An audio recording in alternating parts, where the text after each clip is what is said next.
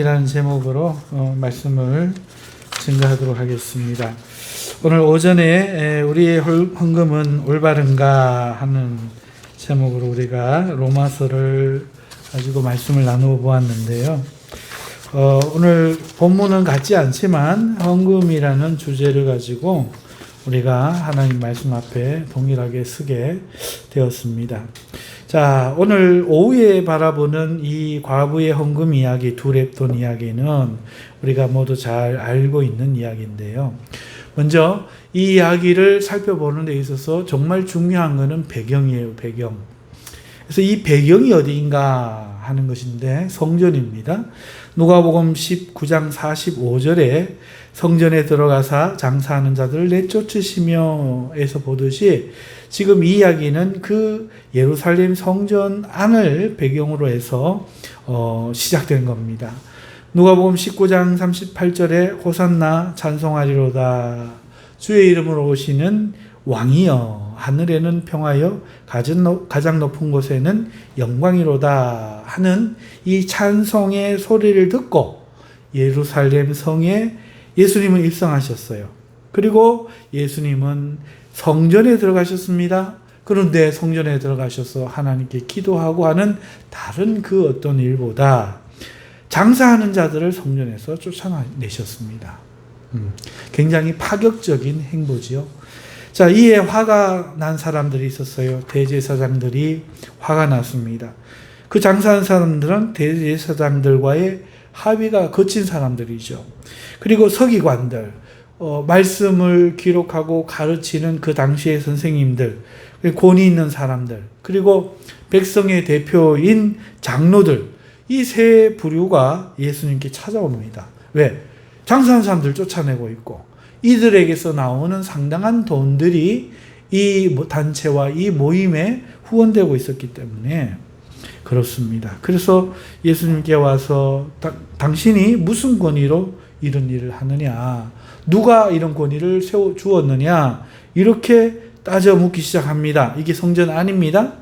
자, 그런 사람들을 향해 예수님은요 비유로 말씀해 주시죠. 포도원 주인이 외국에 나가면서 포도원을 농부들에게 맡겼다는 겁니다. 그리고 그 세를 받기 위하여 종들을 보냈지만 종들을 때리고 죽이고, 내 아들은 그렇지 아니하리라 보냈지만 그 아들마저도 상속자라 해서 죽여버린 이런 이야기들을 들려주셨어요. 그렇게 들려주시자 이 사람들이 그 이야기는 또 자기들을 향해 하는 말씀인 줄 기가 막히게 알아요.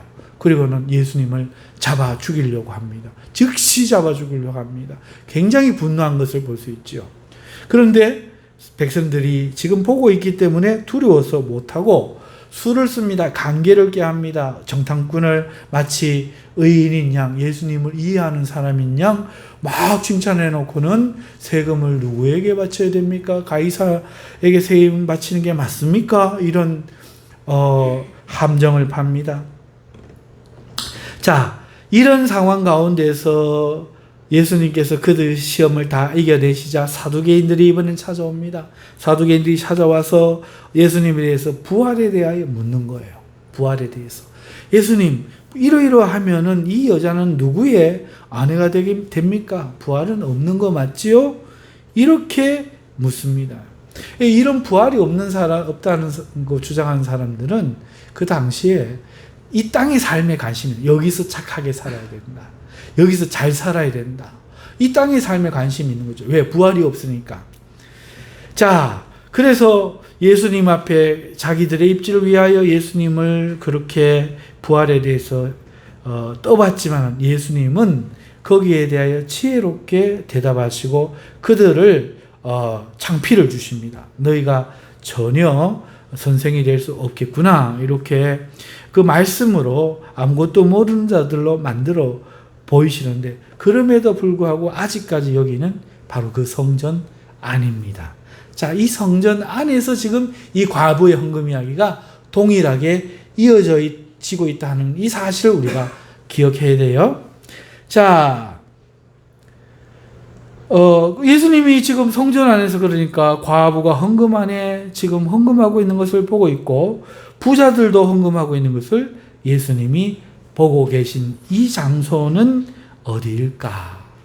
그 당시 이 헤롯의 예루살렘 성전에 헌금함, 그러니까 연복회가 있는 곳은요, 여인의 뜰이라는 뜰이었어요. 여인의 뜰에 삼면 벽에 13개의 헌금함 연복회가 있어서 사람들이 거기 나와서 그 연보를, 헌금을 거기에다가 했던 겁니다. 자, 그런데 이 헌금함 모양이 어떻게 생겼는가 하니까 나팔절에 그 신년을 알리기 위하여 부는 양각나팔. 이 양각나팔은 수량의 뿔이죠. 수량의 이 뿔로 이렇게 만들었거든요. 그래서 이 뿔처럼 생겼어요. 돈을 넣는 입구는 좁아요. 돈을 넣는 입구는 좁고 바닥은 넓죠. 깊고 넓습니다. 그래서 사람들이 헌금을 하는 척하고 돈을 훔쳐가는 것을 방지하기 위하여 이렇게 모양을 만들었죠. 그래서 예수님께서 외식하는 자들처럼 거리에서나 회당에서 헌금하고 하는 그런 사람들처럼 하지 말고 너희가 헌금을 하고 나팔을 불지 마라 하는 것은 이 돈 자랑하려고 두두두두두둥. 옛날에는 지폐가 없었잖아요. 수표도 없었고. 그러니까 뭐였겠어요? 다 돈이겠죠. 동전이겠죠. 그러니까 동전을 위에서부터 밑으로 깊숙이 넣어서 소리 안 나게 떨어뜨리는 게 아니라 위에서부터 두루룩 두루룩 떨어뜨리죠. 어떤 사람이 한 개 떨어뜨리고 나면은 어떤 사람은 의시대에서 2개를 떨어뜨리고 2개 떨어뜨리고 나면 어떤 사람은 와서 턱 10개를 떨어뜨리고 어떤 사람은 와서 주머니에서 한 움큼 내고 또 한 움큼 떨어뜨리고 그러니까 어떤 사람이 와갖고 뭉치를 갖고 와갖고 쿵 하고 떨어뜨리면 모든 사람이 이렇게 보도록 그렇게 하는 것을 나팔 분다. 나팔 불지 마라. 예수님이 책망하신 것은 이런 헌금계가 이런 상황 모양으로 되어 있기 때문에 그렇습니다. 그래서 본의 아니게 이 헌금의 규모가 드러나는 거죠. 얼마나 하는지. 얼마나 하는지 헌금의 규모가 드러났습니다. 13개가 있다고 했는데 1번, 2번 이 연복에는요. 그 반세겔 성전세는 넣는 연복회였고 3번, 4번은요. 그 번제하고 속죄제를 드릴 때 비둘기의 가격에 상당하는 돈을 비둘기 가져오지 않고 거기에 넣었습니다. 그리고 5번 헌금함에는요, 이 제단에 사용하는 목재, 제단을 만들 때마다 사용하는 그 목재를 헌금하는 것이죠. 6번 헌금함에는 이 분향단에 이 향 피우는 그 향을 헌금하는 겁니다. 7번 헌금함은 성전에서 사용되는 금잔을 위해 쓰는 거죠. 8번에는 남자의 속죄제를 위한 헌금, 9번에는 속건제를 위한 제물에 해당되는 헌금, 10번에는 비둘기의 값, 11번에는 나실인 서원할 때 하는 헌금통, 그 다음에 12번은 나병 환자가 치유를 바라고 하는 헌금함, 그리고 마지막 13번에는 기타 혹은 자원하는 헌금 이런 것들을 넣었어요. 그 13개가 이렇게 삼면벽에 배치되어 가지고 자기의 헌금의 목적에 따라 이렇게 했습니다. 자, 오늘 오전에 우리가 헌금을 어떻게 한다 말씀을 드렸잖아요. 헌금이라는 것은 자원해서 하는 것이고 구제를 위해서 이렇게 하는 것이고 그렇게 힘이 겹도록 그렇게 하는 것이다 이렇게 말씀을 드렸는데 사도 바울이 주도해서 한 것 같지만 사실은 성도들이 하려고 하는 것을 총대를 메고 하는 것뿐이었고 그리고 성도의 이 헌금이 의무가 되는 것이 아니라 자원하는 그것의 통로를 만들어주기 위해서 여러 헌금의 항목을 만들어가지고 그렇게 성도가 하게 하는 건데 요즘 그렇게 각종 명목의 헌금을 만들어서 촬영 헌금도 해라, 건축 헌금도 해라, 뭐도 해라, 모두 해라, 모두 해라, 절기 헌금해라, 스승의 날은 스승의 날도 헌금해라, 막 이런 게 안 맞다 말씀을 드렸습니다. 그건 자원에서 하는 건데, 혹시 그 이름이 없을 때는 뭐 명목 특별 헌금 해갖고 목적 성교 어디 성교에 써주십시오. 뭐 이런 식으로라도 그렇게 할 수 있도록 길을 열기 위해서 여러 명목을 비치하는 것이지, 그 모든 짐을 다 지우기 위해서 그렇게 하는 의무 조항으로 교회가 헌금을 그렇게 강요해서는 안 된다. 만약에 하나님이 성도들의 헌금 없이 운영이 안 될 지경이라면 그건 교회도 아닐 것이다. 왜? 교회의 주인은 하나님이신데 하나님이 하실 것이다. 이 말씀을 드렸죠. 구약에 실제로 이런 명목의 헌금들이 13개나 이렇게 그 자리에 있었습니다. 자, 그리고 이렇게 13개 외에 은밀한 방이라 불리는 특별한 공간이 하나가 더 있었어요. 여기에도 헌금함이 하나 있었는데 이 헌금함에는 특별한 목적이 있어요. 바로 가난해서 교육을 받지 못하는 그 유대 아이들을 위해 특별 헌금을 내는 곳이었어요. 가난해서 공부를 못하고 있는 아이들이 있을 수 있죠. 그 아이들을 위해서 이 은밀한 방이라는 곳에 특별 헌금 내는 장소가 있었어요. 자, 부자들과 과부가 어느 헌금함에 연보를 넣었는지는 오늘 본문에 기록되어 있지 않아요. 몰라요. 1번부터 13번인지 어딘지 알지를 못합니다. 이 중에 어디에 넣었을 것인데, 아마도 부자들은 양각 모양의 이 헌금함이 울리도록 많은 동전을 주르르 넣거나 뭉치로 떨어뜨렸겠죠. 자, 이 과부의 두 렙돈은 그러면 이 13개 중에 어디에 넣었을까? 그런데 이 1번부터 13번까지 헌금함의 목적과 이 두 렙돈은 좀 동떨어져요. 비둘기 값도 아니고, 아무리 봐도 성전세 반세겔이니까 성전값도 아니고, 동떨어지죠. 그래서 추측을 하건대 아마도 이 은밀한 방에 한 헌금이 아닐까, 이렇게 추측을 합니다. 그러면 이것은 과부가, 자기도 과부지만 아버지가 없어서 공부를 하지 못하는 어떤 과부의 자식들을 위해서, 오늘 꼭 마게도니아 지방에 그 성도들 같지 않아요? 우리가 지금 극심한 환난을 지금 겪고 있는데 예루살렘이 그런 걸 겪고 있다고 들으니까 마치 자신이 처진 것 같아서 배고픈 사정 자신들이 너무나 잘 아니까 힘이 겹도록 하는 것처럼, 오늘 이 과부가 하루의 생활비예요. 생활비 전부를 넣은 거예요. 그러면 무슨 말이에요? 굶겠다는 거죠. 굶고 그 배고픈 그 서름, 공부 못하는 서름을 위해서 그 학생들을 위해 헌금을 한 것이 아닐까, 이런 추측이 가능합니다. 자, 이렇게 헌금함과 그 당시 이 성전 안의 모습, 헌금하는 모양새들을 우리가 좀 살펴봤죠. 자, 그러면은 이 두 렙돈의 의미에 대해서 우리가 조금 더 살펴봅시다. 그래야 이 본문 말씀이 이해가 될 테니까요. 자, 이 두 렙돈은 과연 칭찬일까요? 책망일까요?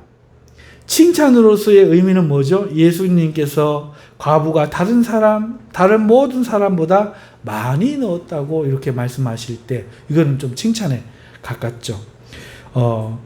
사실 예수님의 말은 정답은 아니에요. 그죠? 두 렙돈이 많겠어요? 주르륵이나 쿵이 많겠어요? 그러니까 이거는 사실적인 평가가 아닙니다.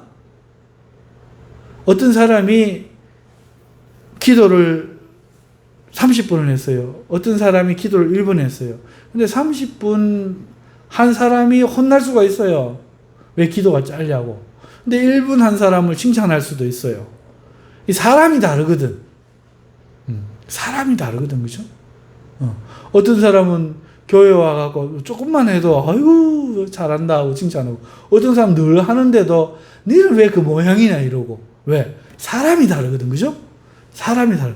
그 사람이 누구냐에 따라서 달라지는 거죠. 자, 이 과부는요, 사실적으로 그 부자들보다 헌금을 많이 했다는 얘기가 아니라 비율적인 의미입니다. 부자들이 자신의 가진 것, 즉 풍족하고 많은 재산 가운데 타격 없는 일부를 했다면 이 과부는 자신이 가지고 있는 생활비 전부를 넣었다 하는 거죠. 그래서 칭찬의 의미는 이 과부가 다른 사람들보다 더 많이 헌금했다. 근데 이게 사실적으로 많이 했다는 게 아니고 더 비율적으로 더 많이 했다. 이렇게 하는 겁니다. 자, 그리고 그렇다면은 많이 하면 하나님 기뻐하시는가? 생활비 전부를 넣었다. 전 재산을 헌납하면 하나님 좋아하시는가? 하는 것에 대해서 우리가 생각해 봐야죠. 과부는 과연 전 재산을 헌납한 걸까요? 엘리야가 사렙다 과부를 찾아가지고 마지막 먹고 죽으려고 하는 거 보고 야 그것서 죽는 것도 좀 미라. 그리고 갖고 와서 나를 위해서 빵을 만들어 와. 이렇게 하시고 복을 받았잖아요. 그 과부와 아들이. 자, 마치 그것처럼 예수님은 이 과부의 전 재산을 헌납하는 것을 기뻐하시는가 하는 문제를 우리가 잠깐 생각해 봐야죠. 자, 과부는 생활비 전부를 넣었어요. 이것이 가지고 있는 의미가 뭐죠? 말 잘 생각해야 돼요. 1년치 생활비 전부를 넣었다는 말입니까? 아니겠죠. 한 달치를 넣었을까요? 아닐 겁니다. 즉 오늘 하루의 생활비 전부를 넣은 거죠. 그러니까 오늘 하루 금식을 작정하고 더 귀한 곳에 쓰이도록 오늘 하루 자기를 희생하며 헌금을 한 거죠. 생활비 전부 넣었다 해서 아이고 전 재산 넣었다 이렇게 생각을 와전하는 거는 이건 좀 어리석은 거죠. 생각이 부족한 겁니다. 그렇죠. 한 달치, 1년치 전 재산 다 넣었다 이렇게 생각하시면 안 돼요. 이거는 오늘 하루 살아가야 될 그 헌금 생활비를 전 두 랩돈인데 그 하나님 앞에 그렇게 헌금을 한 것이죠. 자, 그러면은 이 과부의 헌금을 한번 보십시다. 이 예수님 당시의 시대의 이 성전에는 이 헌금이 제도가 있었어요. 이 헌금의 제도가 있었는데 이 헌금에 부자들도 와서 헌금을 하고 과부도 와서 헌금을 하고 그런데 부자들은 있는 풍족한 가운데 그 헌금을 자랑사라 사람들이 다 보고 있는 가운데 연례 행사처럼 그렇게 하기를 기뻐하였다. 자랑하면서 했다 하는 겁니다. 반면에 이 과부는 은밀한 방에서 고아들의 교육을 위하여 했을 가능성이 높지만 꼭 그게 아니더라도 어쨌든 적은 두 랩돈을 했는데 어쨌든 생활비 전부를 했다. 자, 그래서 예수님께서는 비율적으로 더 많이 했다. 그래서 이 더 많이가 칭찬을 받지만 나머지 부분에서 칭찬받는 그 어떤 것보다도 그 돈이 없어서 공부하지 못하는 아이들을 위한 그 헌금의 명목일 때 이것은 더 칭찬할 만한 명목이 될 수 있지 않을까. 우리는 지금 내용이 기록되지 않는 이 이야기를 지금 우리가 바라보고 있는 겁니다. 그렇게 생각하면서. 자, 그런데 이 이야기가 여기에서만 의미가 드러나지 않아요.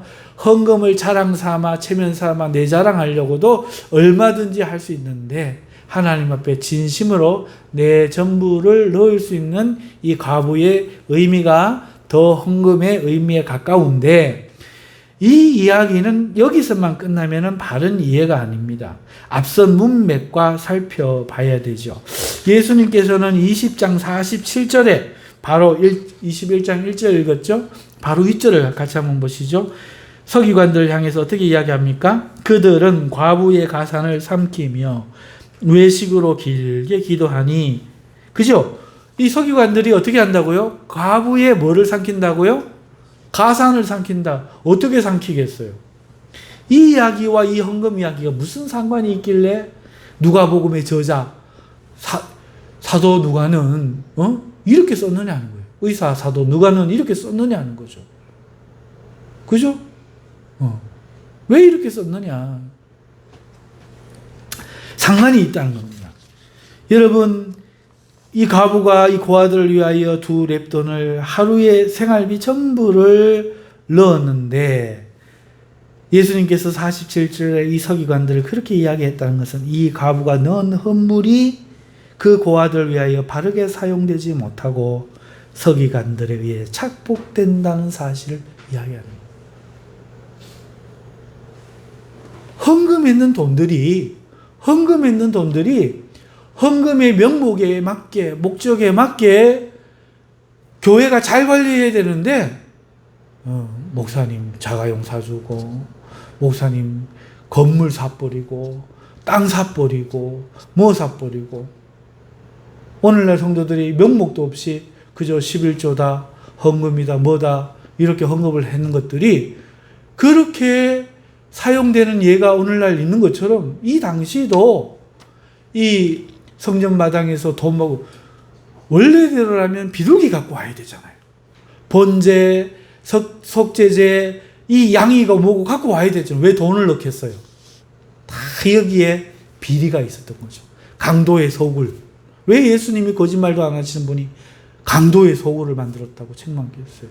왜 가산을 삼킨다만 했겠어요? 이 헌금이 가로채져지고 하나님의 집이 엉뚱하게 지금 장사치대 소득으로 옮겨지고 그러고 있는 거죠. 우리 요 앞에 계신 성모사님 하신 이야기에 따르면 먼저 교회에서 목사님이 교회를 팔고 가시려고 했대요.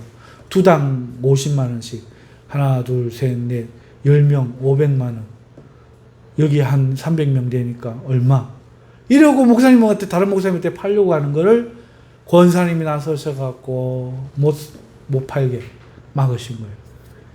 이런 일들이 있다는 거예요. 이런 일들이.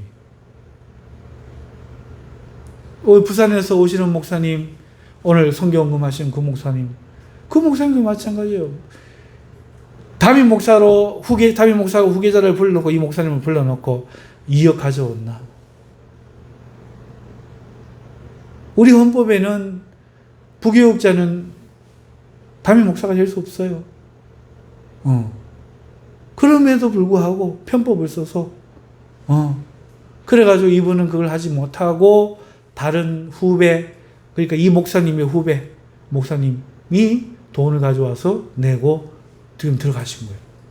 송문사님 요 앞전에 계시던 그 먼저 교회에는요 얼마 가져오셔서 2억? 1억 5천을 교회에 내고 담임 목사로 청림받은 거예요. 요 밑에 경산의 요 모 교회 목사님 아들이 여전사님 강간하고 한 그 교회도 그렇게 목사님이 오신 거예요. 여러분, 이 심각한 거예요. 정말 심각한 거예요. 언제부터 교회가 사고 파는 물건이 되고 장사가 됐습니까? 언제부터 성도들이 머릿수에 따라서 가격이 매겨졌습니까? 장로가 되는데 몇 천만 원을 내야 된대요. 언제부터 그렇게 됐어요? 이거는 심각한 겁니다. 지금 이 시대가 그런 거예요. 이 예수님 시대가 이랬던 거예요. 예수님 거짓말 하시는 게 아니에요. 과부의 가산을 삼키는 것도 아주 준엄한 책망이고 그 돈벌이를 밥숟가락을 건드니까 막 예수님을 즉시 잡아 죽이려고 하는데 백성들 때문에 못하고 있다. 성경에 딱 기록하고 있잖아요. 제가 처음이자 마지막으로 갔던 그 교회 목사님 저는 전도사예요. 1학년이야. 뒤늦게 목회자를 길을 나서가지고 공부도 아직 제대로 하지 못한 전도사님이 거기 부임해 있는데 이 목사님이 먼저 교회에서 저 동해 바닷가 어디 그 교회에서 돈 과부들 뭐 이렇게 헌금 문제가 걸려가지고 쫓겨왔어. 이 교회하고 바꿔치기를 한 거야. 여기 이 교회 목사님도 문제가 있었고 이 교회 목사님도 문제가 있어갖고 이렇게 자기들끼리 바꿔치기를 한 거야. 자기들끼리 바꿔치기를 했는데 여기 와서도 우리 교회 방문하셔서 그 헌금도 해주시고 그 아들도 여기 와서 한 2달인가 있다 갔죠? 여러분들 같이 신앙생활을 했어요. 그 과부가 병원에 갔는데 자궁 쪽에 무슨 혹 같은 게 진단이 나왔어요. 목사님이 사렙다 과부처럼 주의 종을 섬겨보시오. 그러면 하나님이 은혜를 줄 아시오. 이래가지고 과부 이 권사님이 목사님 저는 돈이 없어요. 카드도 돼요. 저기 올려놓으시면. 이 실제 이야기입니다. 여기 증인들이 2분 계시잖아요. 이 실제 이야기입니다. 제가 겪은 얘기입니다. 그걸로 스포츠웨어를 하신 거야. 하원에 나가가지고 스포츠웨어 몇십만 원짜리 하신 거야. 카드를 얼른 안 주거든. 권사님이 목사님 카드 왜 안 주십니까? 아이 기다려보시오. 그러고는 가갖고는 이번에는 나이키 뭐 신발을 샀다 하든지 뭐 손목 밴드 모자하고 뭘 샀다 하든지 또 한 거예요. 권사님이 뒤집어졌어. 어떻게 이럴 수가 있는가? 교회 장로님이 가만히 있겠습니까? 어떻게 된 게 이 교육전도사 한 사람을 오히려 말씀의 은혜가 된다고 세우고 이 목사님을 내보내려고 하니까 목사님이 딱 나를 부르더니 이유도 설명 안 하고 나가라는 거예요. 아, 예, 알겠습니다 했는데 장로님이 집에 찾아서 무릎을 탁 꿇으셔. 전사님 우리 버리면 안 됩니다. 우리 버리면 안 된대. 그래 내가 어떻게 이거 어떻게 해야 되나 하고 있었는데 하나님이 야단을 치시더라고. 목사님이 다시 불러. 장로 왔더나 목회세계 좁대. 목사 되기 싫나? 이러시더라고. 나는 목사는 안 되면 안 돼도 또 강한 자가 나를 꿀리려고 하는 건 난 또 못 견디거든. 안 나가야겠다 생각했는데 하나님이 자는데 호통을 치시는 거예요. 망할 사람은 망해야 돼요. 그렇게 하나님께서 야단을 쳐갖고 저는 사임을 하고 인사도 못하고 왔어요. 인사도 못하고 나왔고 그 목사님은 서갖고 그 예배 드리러 성도들이 그 목사 못 들어가게 막 막고 목사는 저거 하고 막 경찰 불러가 막 이게 대한민국 교회의 현실입니다. 좋은 교회도 있지만 정신 안 차립니까 성도님들? 교회 다 뺏기고 하나님한테 가서 뭐라 하려고. 우리 장로님 그 짓을 지어놓고도 오셔가지고 지금 욕하는 겁니다. 목사님 말 잘 듣고 잘 순종하고 제가 처음에 많이 뭐라 했어요. 그거 아닙니다 장로님. 주님의 종이 되지 와 목사 종이 됩니다. 당신과 나는 어깨를 나뉘하고 여당 야당이 돼서 목사가 횡행하고 잘못된 거 하지 못하게 막아주는 같은 기름 부은 자로 세워놨는데 지금 무슨 정신없는 소리 합니까? 말씀은 배워야 되지만은 여러분 한국 교회가 이래가 됩니까? 주님의 교회가 이래가 됩니까? 성도님들 정신 안 차릴랍니까? 제발 정신 차리세요. 여러분이 목사의 종입니까? 목사의 양입니까? 진짜 목사한테 잘못하면 천국 못 갑니까? 천국에 목매고 삽니까?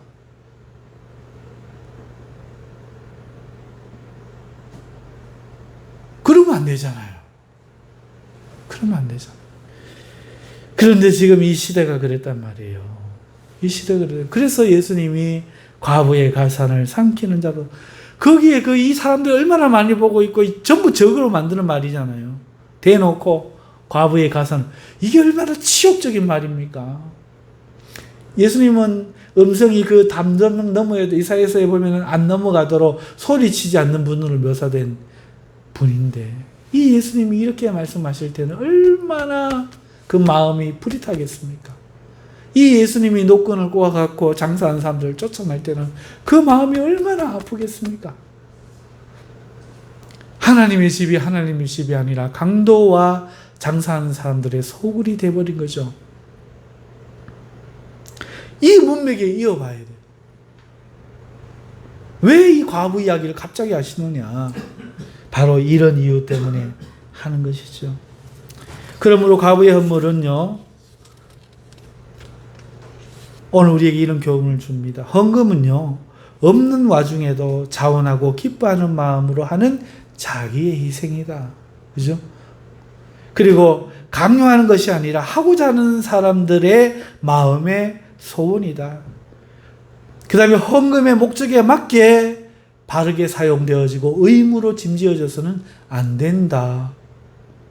보세요. 오늘 아침에 설교랑 딱 맞고 거기에 부족한 부분들, 명목들이 어떻게 사용되어지는지.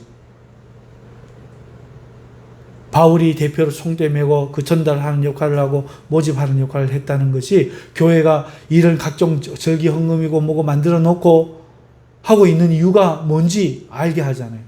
여러분 보고 그걸 하라는 게 아니에요. 의무를 짐지어 주는 게 아니에요. 여러분이 하고 싶을 때 하는 거예요. 하나님이 그 어려운 세월을 지나고 좀 살만하게 해주시면 안 감사해요. 하나님이 그렇게 하셨는데 감사헌금도 하고 싶은 마음이 들면 감사헌금 하고. 지난 한 해 작년하고는 다르게 하나님 은혜를 베푸셔서 주수한 게 많다 싶으면 주수감사헌금 하고. 의무가 아니고 매년 주수질 되면은 의무가 아니고 기왕이면은 기쁨으로, 기왕이면 감사로, 자원해서 여러분들 하되 남는 돈 체면 삼아 이렇게가 아니고 기왕 할 거면 어떻게 힘에 겹도록. 그런데 힘에 겹도록도 아무거나 또 힘에 겹도록 하는 게 아니야. 이렇게 어려운 과부와 고아들을 세우는 이런 일에는 좀 힘에 겹도록 해도 돼요. 내 희생이 필요해. 내 먹을 거 안 먹고, 내 쓸 거 안 쓰고, 헌금해야지. 내 거 다 하고, 언제 한단 말입니까? 그렇죠? 그래서 의무가 아닌 권리가 돼야 된다. 아멘? 그래서 예배 나올 때 인상 쓰고 들어오면 목사님이 그렇게 뭐라 하는 거예요. 예배는 권리가 돼야 되는데, 왜 이 신성한 예배 자리를 꽂아놓은, 도살장이 양처럼 해갖고 앉아가지고, 이러고 있으면, 이게 뭐야? 찬송을 이러고 하고 있으면 이게 뭐야? 그죠? 권리인 거예요, 권리. 의무가 한 개도 없는 거예요. 신약백 교회에는요. 다 권리라고. 예수님이 하나님의 자녀 삼아주신 이 기쁨을 의무에 책임 없이 내가 이제는 어느 때고 기도하고 언제든지 대제사장처럼 하나님 앞에 나아갈 수 있는 이런 권리. 이 권리로 예배하고 기도하고 헌금하고 해야 되지. 이걸 마지못해 하는 거는 예배를 모욕하는 거기 때문에. 그래서 제가 그걸 안 좋아하고. 어떤 사람은 나온 게 어딥니까 하지만 차라리 안 나오는 게 낫대. 그리고 나오고 싶을 때 기쁨으로 나오고 저기 들어오면서부터 아버지 하나님 눈물 생각하고 이렇게 나와야 되는데 하나님은 온데간데 없고 전부 다 사람하고 대화하고 놀고 이것만 관심이 있으면 하나님이 안 기뻐하시기 때문에 제가 그런 겁니다. 두서없지 말했지만은 자, 과부의 헌금이 무엇을 이야기합니까? 이 과부의 헌금이 삼켜질 위험이 있다. 이 과부도 하는 것이 헌금이다. 자기를 희생하면서 다른 사람을 위해 할 수 있는 게 헌금이다. 이것이 코이노니아다. 그러나 어떤 사람들은 그걸 자기 자랑으로도 하고 또 어떤 사람은 이걸 탐해서 많이 한 사람 칭찬하고 하지만 예수님은 액수에 많이 한 것을 칭찬하신 것이 아니라 그 마음의 비중을 칭찬하신 것이다. 그러므로 오늘 우리도 하나님 앞에 헌금을 이 경홀히 여기지 말고 가벼이 여기지 말고 의미 없이 하지 말고 자원하는 마음으로 기뻐하는 마음으로 목적 있게 헌금 생활을 하자 하는 것이 오늘 말씀입니다. 기도하겠습니다. 하나님 아버지 고맙고 감사합니다. 아버지 하나님 헌금을 단지 돈 내는 것으로 우리가 이해하는 일 전혀 없도록 하나님 은혜 베풀어 주셔서 아버지 정말 감사와 정말로 뜻있는 뜻을 모아 하나님 앞에 헌금하여 하나님을 기쁘시게 하고 우리 형제들을 사랑할 수 있는 저희들의 헌금 생활 되게 축복해 주시옵소서. 우리 성도들 혹여 돈이 없어 눈물 흘릴 때라도 돈보다 하나님을 더 사랑할 수 있게 하여 주시고 돈 때문에 갖는 희망보다 하나님 때문에 갖는 희망이 훨씬 더 크게 하여 주시옵소서. 하나님을 참으로 사랑하고 하나님을 위해 모든 것을 드려도 아낌없이 드려도 전혀 아까울 것 없는 우리 마음 다 되도록 성령님 역사하여 주시옵소서. 감사하며 예수님의 이름으로 기도하옵나이다. 아멘. 586장 찬송 우리 같이 하겠습니다. 이 찬송 후에 주님 가르쳐 주신 기도로 오후 예배 마치도록 하겠습니다.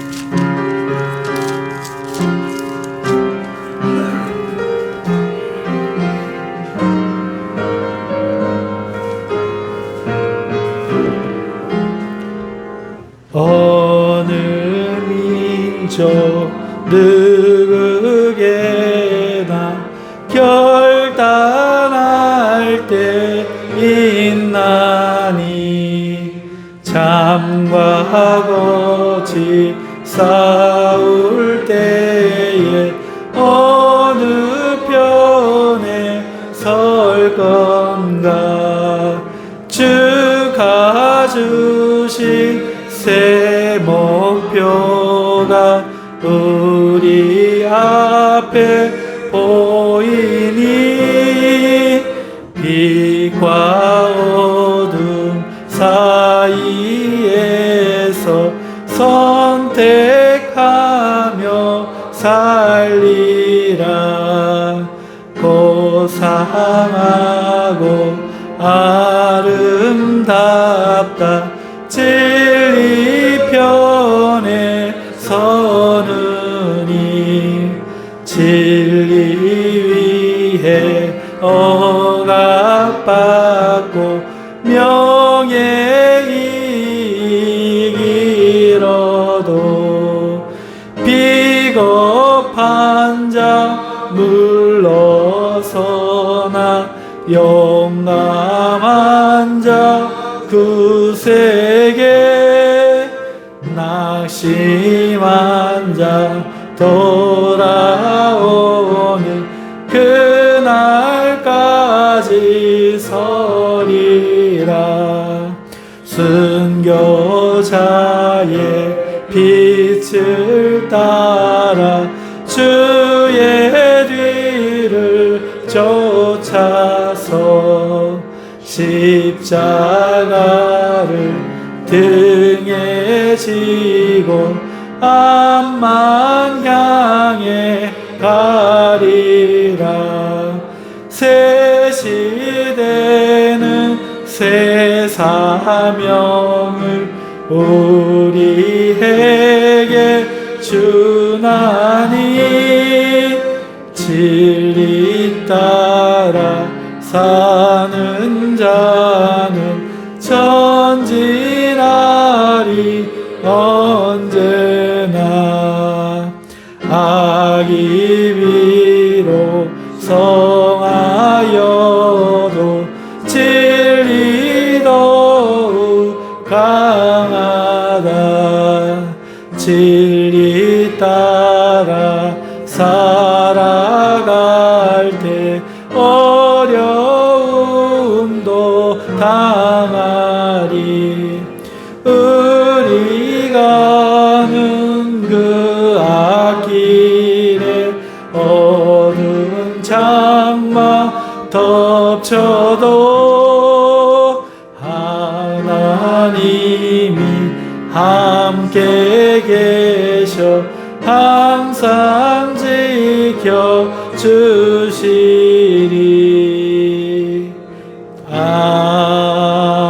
아멘.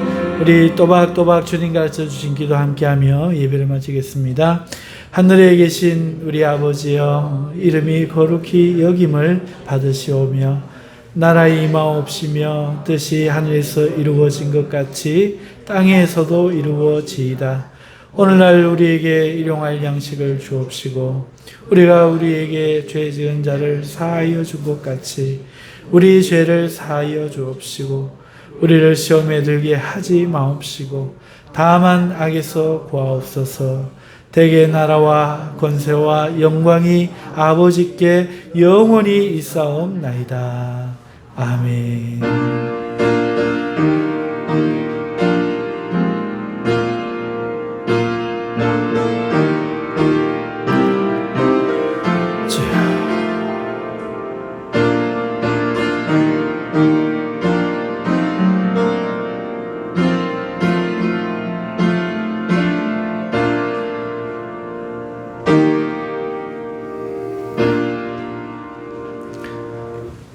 마쳤습니다. 주님의 은총과 평강이 함께 하시길 바랍니다.